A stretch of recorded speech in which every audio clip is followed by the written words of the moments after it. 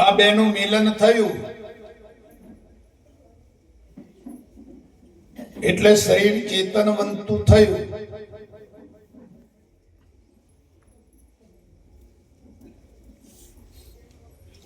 ચેતનવંતું તો થયું,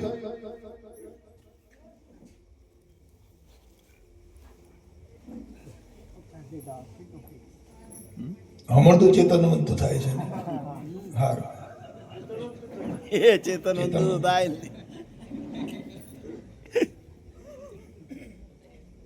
તો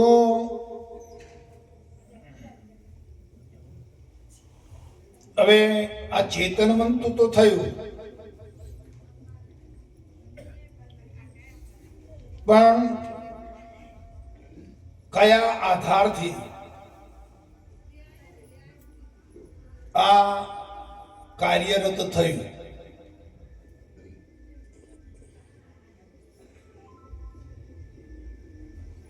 એક વખત ભગવાનભાઈએ સત્સંગમાં લીધું હતું ક્રિયાશક્તિ, પછી બીજું શું કહેતા હતા? ભૂલી જાય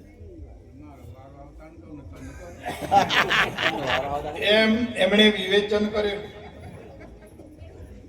તમે કહી દો ના ચાલે. એટલે એ જે કાર્યરત થયું એમાં મુખ્ય જે વિચાર શક્તિ છે એના આધારે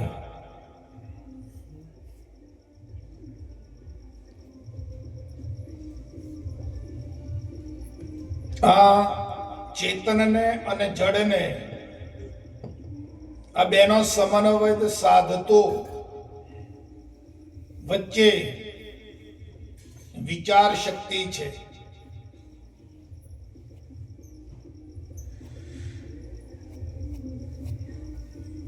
એ ખૂબ અભ્યાસ પછી એ વિચાર દ્વારા જ વસ્તુ સોંપડે છે અને એ જ સાચું છે. વિચારે દ્વારા જે વસ્તુ સોંપરત થાય, સોંપડે આપણે પ્રાપ્ત થાય, એ વસ્તુ સાચી છે. વિચાર પ્રબળ બને,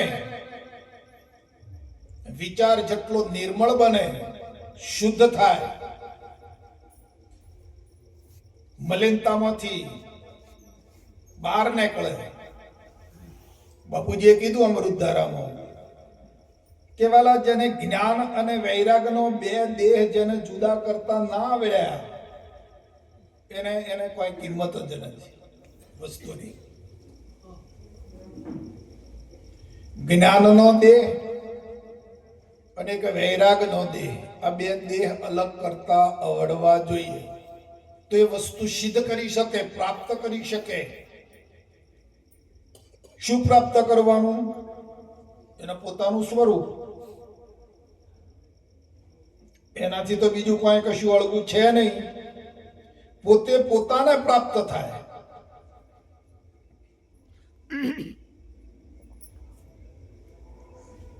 પોતે તો આપણે છીએ ને, નથી? કેવા ભાવે છીએ એ મહત્વનું છે. આપણે પોતે તો છીએ ને, અને પોતાને મેસેજ પણ થાય છે ને, ખબર પણ પડે છે કે આપણે પોતે છીએ, પણ કેવા ભાવે છીએ? દેહ સહિત છીએ કે દેહથી નોખા છીએ?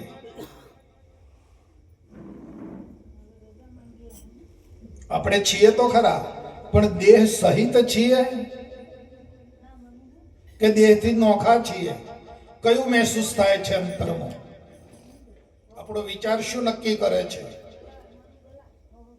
બોલવાનું નથી, અવાજ બંધ. માજીને કહી દો બેહી જાઓ, બા બેહી જાઓ. આ તો બહુ અઘરી બાબત છે. હા, એ હવે સબુ આગળ છે. હા, ગડપણા સબુ આગળ. કઈ રીતે આપણો વિચાર નક્કી કરે છે?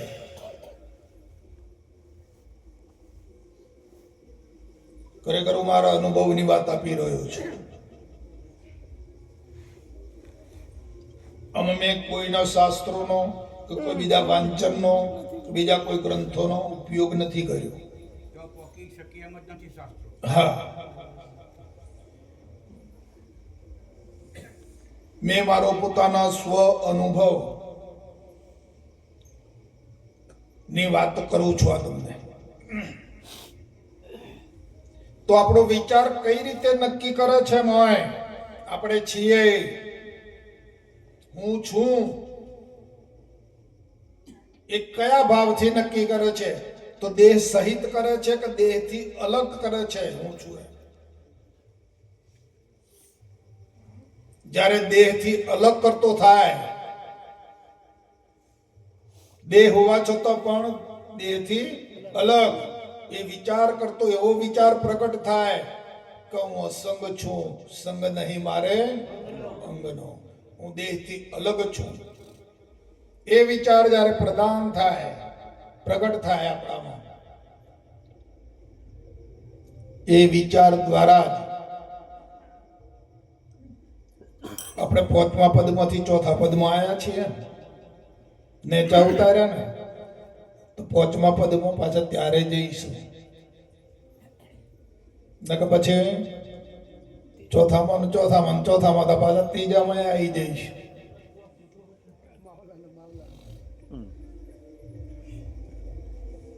આવો વિચાર જ્યારે પ્રબળ અંદર બને એટલે શ્રીમદ રાજચંદ્ર સાહેબ બોલ્યા છે કે વિચાર એ પરમ સુખ છે અને વિચાર એ મહાદુખ છે. વિચાર જેનો સબળ છે એનું જીવન સબળ છે બાબુ.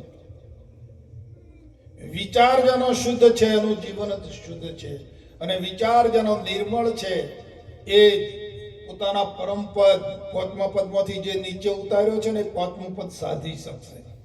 વિચાર દ્વારા પોકવાનું છે, બીજી તો સીડી મૂકેલી નથી કે કોઈ બંધ નથી બાબુ. 5મા પદમાંથી નીચે ઉતાર્યા, 4થા પદમાં કઈ રીતે ઉતાર્યા બાપુએ?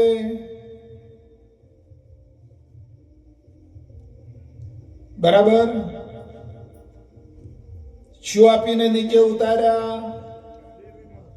દેવીમાન આપીને, આજ્ઞાઓ આપીને નીચે તો ઉતારી દીધા, પણ પાછા ક્યાંથી નીચે ઉતાર્યા? એ લક્ષ સાધવાનું છે તો વિચાર મજબૂત જોઈશે મહેશભાઈ. પછી વિચારો અમોના જગતમાં સંસારમાં ડામાડોળ થઈ જાય તો પછી એ વિચાર કામ લાગે એવો નથી. તમે હોય કે હું હોઉં, વિચારા દેહમાં, સંસારમાં, માયામાં ડામાડોળ થઈ જાય ને વિચાર મલિન થઈ જાય, એ વિચારથી વસ્તુ કદી પ્રાપ્ત થશે નહીં.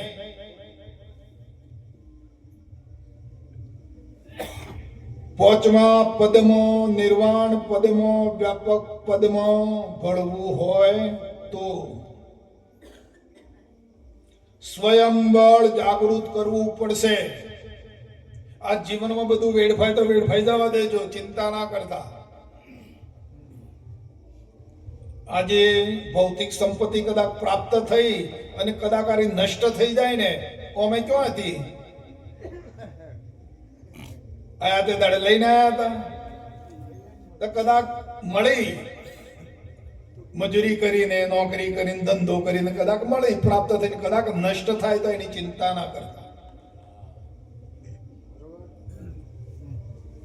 આપણા બધો પરિવાર બેઠો છે, આપણો સહપરિવારમાં રહીએ છીએ, એ પરિવાર બધો જતો રહે તો ચિંતા ના કરતા. અને તો બધું જવાનું જ છે.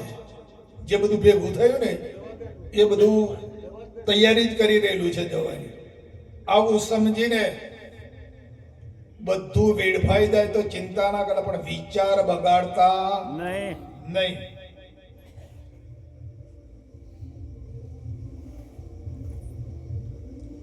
જેનો વિચાર મજબૂત થઈ ગયો અને અહીંયા બેઠા બેઠા એ વિચાર 5મા પદમાં સાધી શકે છે. હાલ હમણાં જ અહીં બેઠા જે પાંચમા પદમાં વિચાર પોકાડી શકે છે, વ્યાપક પદમાં પોકી જાય છે વિચાર, એની સાધના ખરી બહુ. એ ખરો.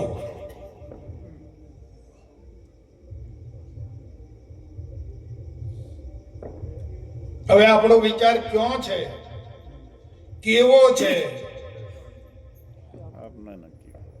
અને એ વિચારને મજબૂત કરવા માટે આ સંતોના સંગમાં રહેવું પડશે. બીજું કોઈ સાધન કામ લાગતું નથી. કેવળ સત્સંગનો મહિમા છે. નકે પાછા પેલા હતા ને લાલ કાકા, એનાથી હા પેલા તો હારા હતા બિલકુલ. તે સમાજમાં કોઈક આવો આવો એમ કરતું, પણ હવે તો છે ને એવું થઈ જાય ને કે સમાજમાં કોઈ બોલાહે નહીં, અને સમાજમાં થૂથુઈ કરી.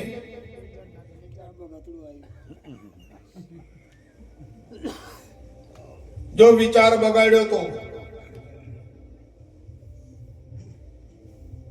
કેમ? તમારી કદર કોણ કરશે? તમે પરમપદગામી છો, તમે શબ્દગામી છો, તમે પરમાત્માગામી છો, ઈશ્વરગામી છો, એવી તમારી કદર કોણ કરશે? આ તો બધા સમજે છે, આ તો જાણે છે. જ્ઞાનીઓ તો બધા જાણે છે, તમને ઓળખે છે.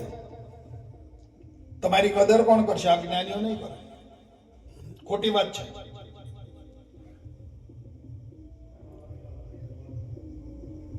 जगत मेरा गुरु और मैं जगत का चेला. जगत तुम्हारी कदर करसे तो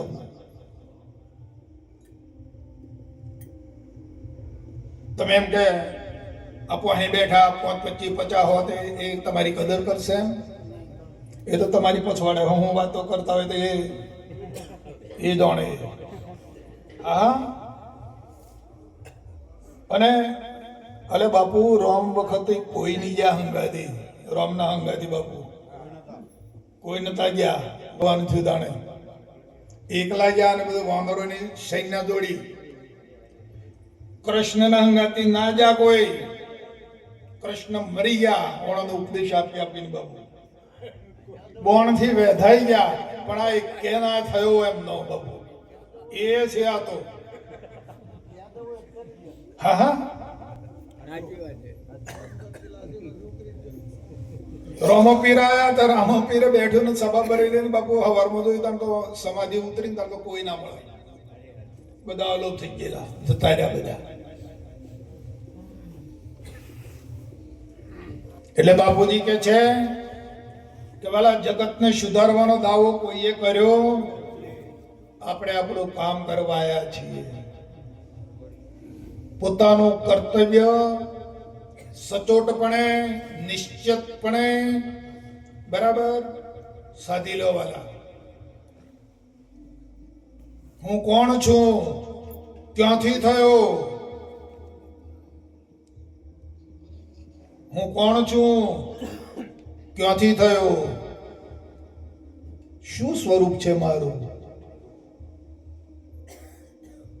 અને આ કોના સંબંધે આ બધી વળગણા વળગી છે? એને હું રાખું પર આ બેમાં તમે આપણે જે કરવું એ કરી શકો છો. રાખવું હોય તો રાખી શકો છો, અને પરહરવું હોય તો પરહરી શકો છો.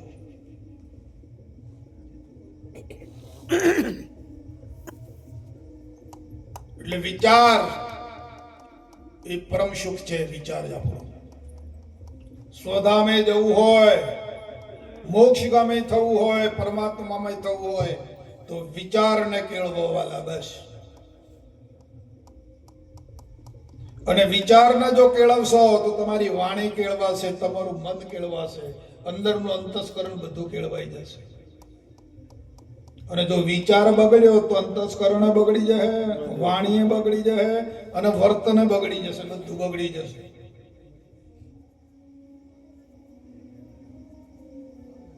સમજાય છે ભાઈ આ વાત? એટલે જાગ્યા તોથી સવાર માનીને વિચારને મજબૂત બનાવી દો. આ મારી બાજુમાં પૂરો ભાઈ શું કરું છું, મારે જોવાની જરૂર નથી. તમે વિચાર મારે મારો વિચાર ના બગડે એટલું જ મારે જોવાનું છે. શિવનગરી આસન કરે શૂન્ય में ધ્યાન લગાવે, આ તીનો દિશા જાવે નહીં, ફેર ચોથા પદ પાવે.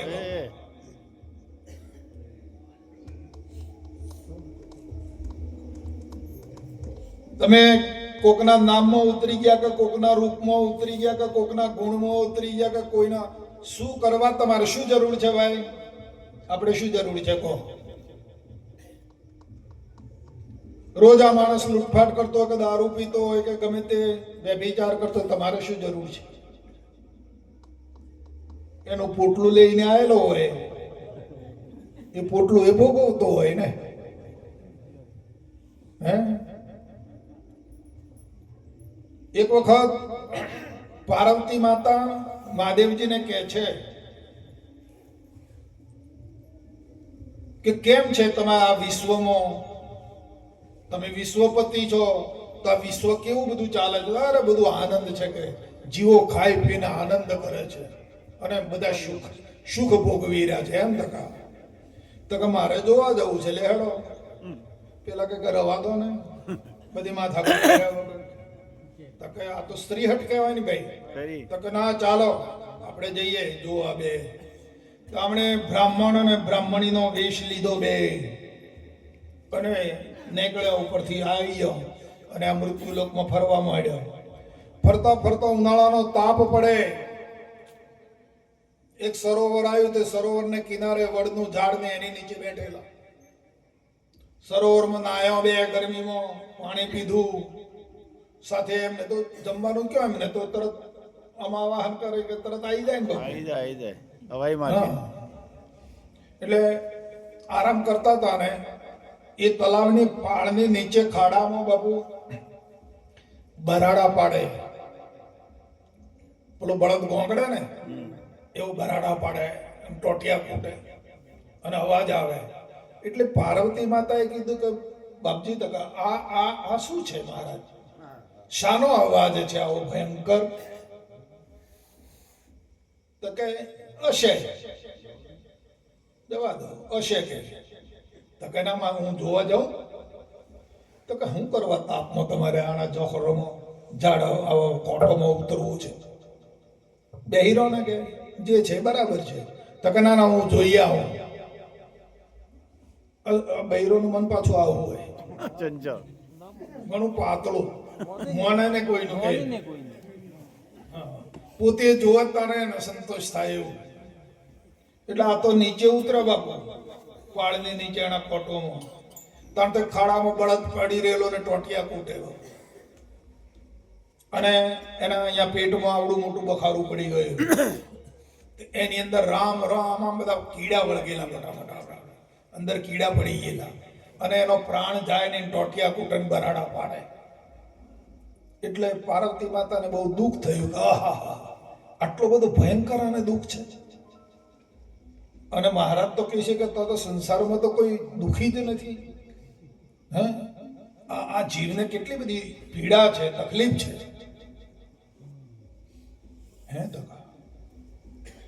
એટલે કે હવે હું કહું એમને જઈને કે મહારાજ તકા તમે તો કહેતા હતા ને કે કોઈને દુઃખ નથી ને આમને તેમને, બસ આવા મોટા મોટા ગપ્પો જ મારો છો કે આ બળદને કેટલી તકલીફ છે કે હે, એને છોડતા કેમ નથી? એને આવડું મોટું તો અંદર બખારું પડી ગયું છે ને અંદર જીવાત પડી ગઈ છે અને મરવા માટે વલખો મારે છે. એને તો ખાવાનું નથી, પાણી નથી એની પાસે, કાંઈ ના મળે. તો કે બરાબર છે. અરે હું બરાબર છે. તો કે બધું બરાબર છે. તો કે પાર્વતી કે તમને ખબર નથી કે આ સૃષ્ટિનો નિયમ. તો કે બોલો. તો કે આ બળદ ગયા જન્મમાં કસાઈ હતો. હે ટકા તે એણે એટલા બધા જીવોને કાપ્યા, એ આ બીજા જન્મમાં એનો બળદનો અવતાર આવ્યો અને જેટલા જીવો એને કાપ્યા હતા ને એ જીવો એને વળગ્યા છે, એને ખાઈ રહ્યા છે. એમનો હિસાબ પૂરો થાય એટલે છૂટી જાય કે એમ ટકા. એમ વાલા આ હવોનો પોટલો લઈને આવેલા છે હવ. આપણે કોઈનો પોટલો જોવાની જરૂર નથી.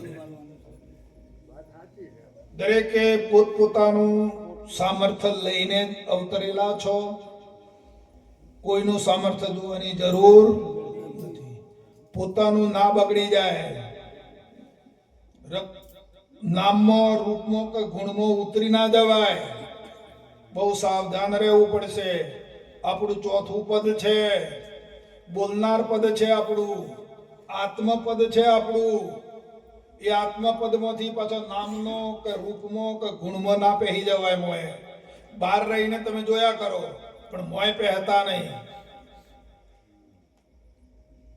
બાપુજી કહે છે કે જો મોય બેઠા તો તમારો દાડો ઉઠ્યો કે દાડો ઉઠ્યો એટલે જ્ઞાન રૂપી સૂર્ય ગયો, અજ્ઞાન રૂપી અંધકારમાં ફસાઈ ગયો. એટલા બધું બહાર રહી, ચોથા પદમાં રહી અને બધો વહીવટ કરી લેવાલા અને એ કરો. બાપુજી કહે છે કે એક બાજુ તમારો વસ્તાર છે, એક બાજુ તમારો સ્વામી છે. બરાબર? આપણે મધ્યસ્થ છીએ અને ન્યાય કોણ કરે? મધ્યમાં હોય પેલી કંપાણ છે તે બે ત્રાદવાથી લટકાયેલી પણ વચમાં શૂળ છે. એ વધઘટ હોય તો આમ કરે ને, ઓણા પલ્લામ વધારે હોય તો આમ નમી જાય, ઓણા પલ્લામ વધારે હોય તો આમ નમી જાય. ન્યાય ક્યારે કહેવાય? સ્થિર થાય તો ને. હા, મધ્યસ્થી હોય તે ન્યાય કરી શકે. આવું બાપુ બોલ્યા. આપણે મધ્યસ્થી પદમાં છીએ. બાપુ કહે છે કે એક બાજુ તમારો માલિક છે અને એક બાજુ તમારું જગત, વસ્તાર તમારો. જણને જીવડાવો, પરણોને પાળો, ને પહેણાવો, ને પંથાવો, ને ભણાવો, ને ગણાવો, બધું કરો. ધંધા કરો, કમાઓ, પણ નીતિમાં નારાયણ વસે અને અનીતિમાં કૂતરા વસે. નીતિથી કમાઓ, નીતિથી વાપરો અને નીતિથી ચાલો અને નીતિબદ્ધ જીવન જીવો. રસ્તા જતા હોય ને 500 ની કે 200 ની નોટ પડી હતી, લઈ લઈએ ને આપણે, લઈ લેવી. હા, તારે પછી કોઈ છોડે કેમ? આપણી છે તો લો છો એમ. તો એમ છે તાણે બાપુ.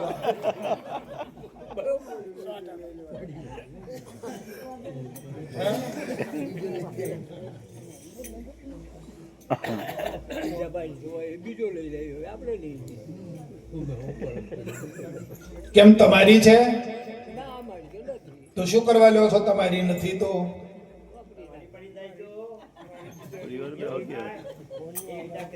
રાજી થઈ જઈએ થોડી વાર. એક કઠિયારો ને એક કઠિયારણી હતી કે બંને જંગલમાં લાકડા કાપવા ગયેલો, પણ ભક્તિવાન, જ્ઞાનવાન અને નિષ્ઠાવાન બાબુ. મજૂરી કરીને પેટ ભરીને રળીને કમાઈ ખાય અને ધર્મની અંદર ભજન કીર્તનમાં તલ્લી ભગવાનના માણસો બે.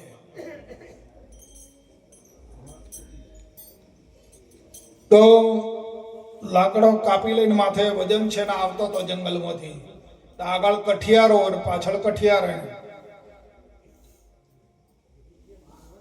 જતા જતા રસ્તામાં કોઈકનું જો જરા પગનું સોંકળું આવે ને એ નીકળી ગયેલું, તે કઠિયારો ભાળી ગયો. માથે વજન છે.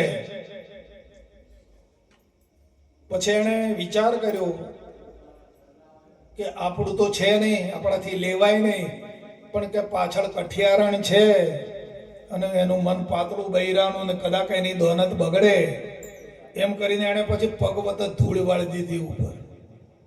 માથે વજન છે એના પગે પગે ઉપર ધૂળ વાળી દીધી, એટલે પેલીને પાછળ આવે એને દેખાય નહીં. પછી કઠિયારો હેડ્યો. કઠિયારણ પણ એ થઈને નીકળી. આગળ ગયો, એક ઝાડ આવ્યું તો ભારા ઉભા રાખ્યા ને છોડે બેઠો બે. અને પેલી કઠિયારાને પૂછે છે કે પેલા તમે રસ્તામાં માથે વજન હતું આમ આમ ખતોલતા હતા તો શું ખતોલતા હતા? કે પેલી દૂરથી જોઈ રહેલી તો કે નથી કહેવા જેવું. તો કે ના કહો કેમ? આખો કી શું કરતા હતા? તો કે એ કોકનું જોજર પડી ગયેલું હતું અહીંયા, એટલે તારી દોનત બગડે નહીં ને. એટલે મેં ડોક્યું. તું ભળાઈ જાય, મારી તો દોનત બગડી નથી, પણ તારી કદાચ ના બગડી જાય એટલા માટે મેં એના ઉપર ધૂળ વાળી. તો કઠિયારાણી કે ભલા માણસ, ધૂળ ઉપર ધૂળ વાળી કે તમે એ સમજુ ને હરી. આ નિશ્ચય બાપુ. હા એટલે આપણે 100-200 રૂપિયા પડ્યા એટલે લઈ લઈએ ને. આપણા અંતરમાં પૂછો, રસ્તા જતા હોય ને કોઈનો દાગીનો પડી ગયો તો આપણે લઈએ કે ના લઈએ, એમ આપણા અંતરમાં પૂછો. અને જ્યારે ના લઈએ ને તો આપણી નીતિ સાચી હોય. ખરી. કોઈના 100, 200 કે 500 પડી ગયા રસ્તામાં અને આપણે એને હાથ ના અડાડીએ ને બાપુ, તો આપણી ભક્તિ ને આપણું જ્ઞાન ને આપણી નિષ્ઠા સાચી કહેવાય.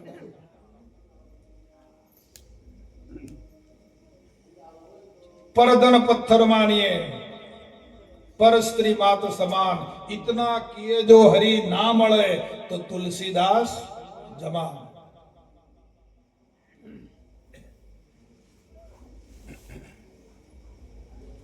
બાપુ આ જ્ઞાન પચાવવું, સંસારમાં રહેવું, સંસારના કાર્યો કરવા અને આ જ્ઞાન રસ પીવું અને પરમ લક્ષ્ય સાધવું ને, એ તો શૂરવીરતાનો કામ છે બાપુ.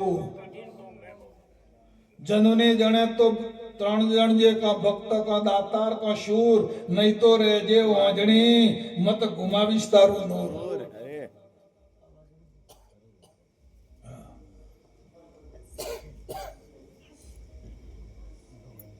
આપણે બોધી થઈ જાય એટલે શું થઈ ગયું? મહારાજે બોધ આપ્યો એટલે હું કલ્યાણ થઈ જાય આપણું. બોધનો સદુપયોગ થાય, બોધ પ્રમાણે જીવન બને, બોધ પ્રમાણે આપણું વર્તન હોય, બોધ જેવી આપણી વાણી હોય, તો કદાચ કહું છું, હા ભાઈ, કદાચ કલ્યાણ સાધી શકીએ.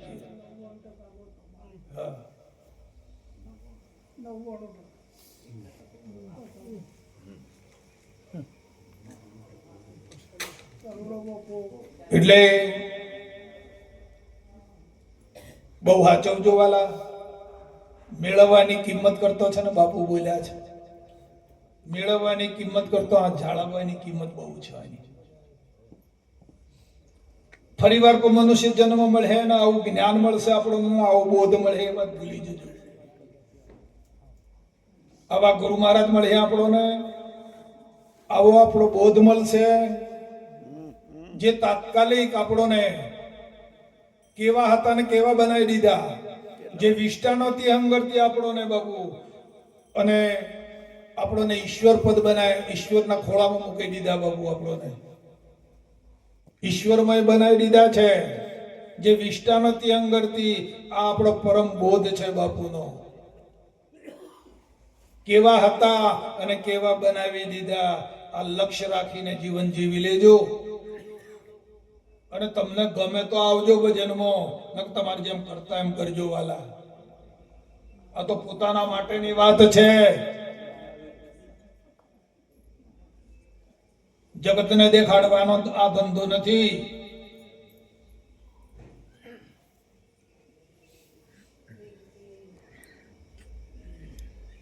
આત્મકલ્યાણનો રસ્તો છે આ તો બાબુ. અનાદિકાળથી આત્મા આમનામ ભટકી રહ્યો છે. હવે એનો સમય આવ્યો છે, એનો મોકો આવી ગયો છે. હે, કેવો સમય આવી ગયો છે? કોઈ બોધ મળ્યા, સંતો મળ્યા, આવું રહેઠાણ મળે છે અને આવું અવલોકન મળે છે. હે,